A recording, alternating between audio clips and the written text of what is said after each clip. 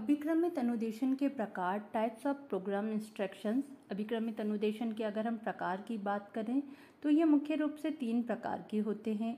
रेखीय अभिक्रमित अनुदेशन या रेखीय अभिक्रमित अधिगम, लीनियर प्रोग्राम इंस्ट्रक्शन और लीनियर प्रोग्राम लर्निंग।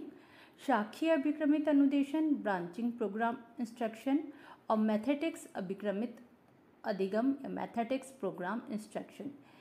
इन तीनों में से आपके मुख्य रूप से 2 प्रकार यहाँ पे काम में आते हैं, रेखीय अभिक्रमित अनुदेशन और शाखीय अभिक्रमित अनुदेशन। सबसे पहले है रेखीय अभिक्रमित अनुदेशन, लीनियर प्रोग्राम इंस्ट्रक्शन। इस के प्रतिपादक BF स्किनर हैं, जिन्होंने 1943 में कबूतर पर प्रयोग के आधार पर अधिगम का सक्रिय अनुक्रिया सिद्धांत, जिसको हम क्रिया प्रसूत अनुबंधन सिद्धांत के नाम से भी जानते हैं, ऑपरेंट कंडीशनिंग थ्योरी, साइकोलॉजी में दिया था। इसके बारे में आपने डिटेल में साइकोलॉजी में पढ़ा है। उसी आधार पर उन्होंने ये अभिक्रमित अनुदेशन का निर्माण किया। यहाँ पे इसका जो है 1984 में इन्होंने ये बनाया था।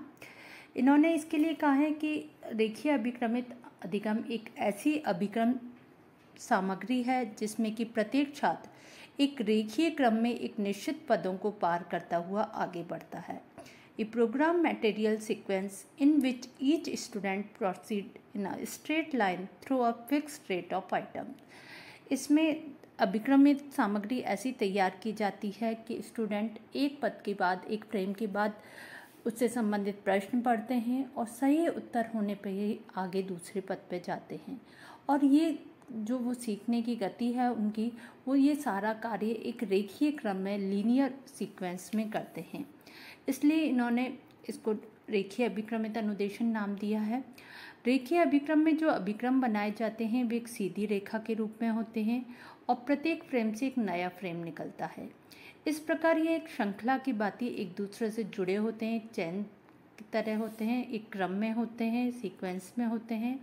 इनमें ब्रांचेस नहीं होती। इसमें बालक के पढ़ने का मार्ग एक निश्चित होता है, उसी निश्चित दिशा में ही बालक को कार्य करना होता है।